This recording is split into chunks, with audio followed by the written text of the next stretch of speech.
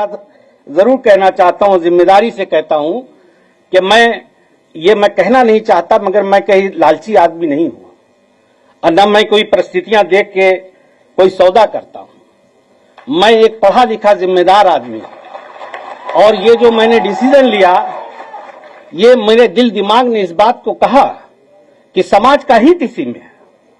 आज हम जिस परिस्थितियों में खड़े हैं, देश जिसमें खड़ा हुआ है, भाई हमारे सामने दो ही विकल्प हैं। देखिए, मैं पढ़ लिख करके हाई स्कूल करके दिल्ली चला गया, मेरी शिक्षा दीक्षा जामिया यूनिवर्सिटी से हुई।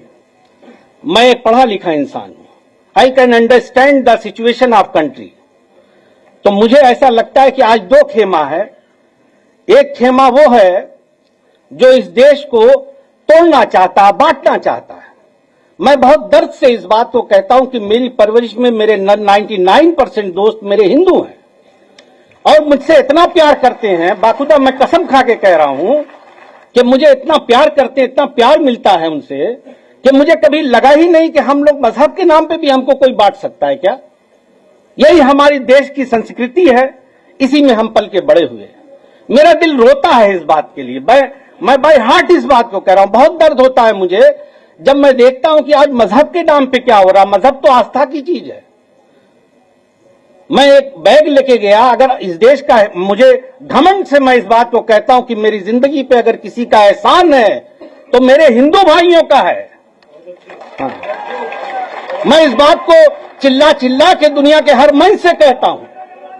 अगर इस देश का हिंदू इतना बुरा होता तो हम तो माइनॉरिटी में हैं भाई। हम तो कहते ही हैं कि हम आपके छोटे भाई हैं।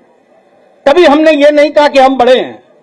हमने हमेशा कहा कि आप मेरे बड़े भाई हैं, आप लीड करें, हम लोग पीछे खड़े हैं। मगर मेरे भाइयों, मैं आजमगढ़ से आए हुए लोगों को ये बात कहना चाहता हूं कि तुम्हारे इस भाई ने, तुम्हारे इस दोस्त ने ये फैसला किसी लोभ लालच में नहीं किया है, बल्कि ये समझा, दिल दिमाग से ये समझा कि हम लोग being a sincere citizen of country, हमारी क्या जिम्मेदारी है। तो लिहाजा मेरे दिल ने इस बात को कहा कि यकीनन हमें ऐसे लोगों के साथ खड़े होना चाहिए जो इसका विरोध करते हैं और इसको बचाने के लिए लड़ रहे हैं।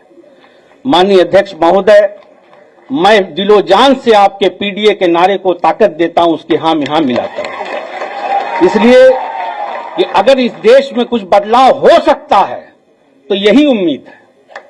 मैं तो ऊपर वाले से, अल्लाह से ये दुआ करता हूं कि अल्लाह आपको सेहत दे, लंबी हयात दे और ताकत दे, और हम लोग आज के बाद हम आपके लिए पूरी जिंदगी आपके साथ। और इस मन से गुड्डू जमाली कह रहा है, चाहे मुझे यहां कुछ मिले या न मिले, मैं पूरी जिंदगी आपका वफादार रहूंगा।